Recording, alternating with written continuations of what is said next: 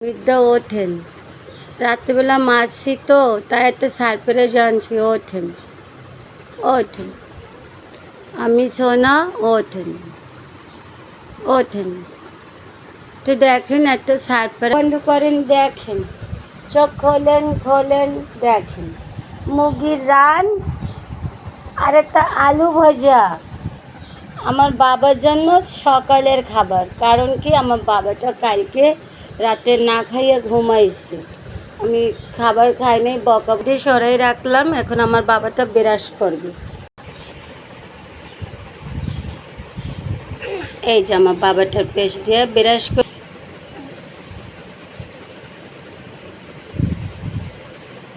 আমি মারছিলাম কালকে, ভাত খায় না, কিচ্ছু খায় না, সেই জন্য বাবাটার প্যাম্পাস খুলে দেবো। এখন আগে একটু পানি খাওয়াবো, খালি পেটে একটু পানি খেলে ভালো লাগে। জানেন আমার এই সোনামণিটার গায়ের গেঞ্জিটা কে দিয়েছে? তার সেজও খালামণি দিয়েছে। হ্যাঁ, তারকে গিফট করেছে ভালোবেসে। একটু মুরগির গোস্ত খাইলে আমি খুশি অনেক।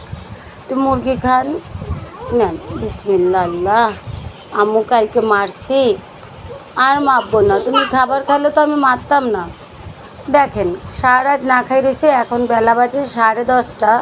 আমি এখন রান্না করে নিয়ে আসছি, তো তার নাকি তিতা লাগতেছে। দেখেন আমি কেন তাকে মারছিলাম, কালকে মারছি দেখে সে ঘুমাই গেছিলো।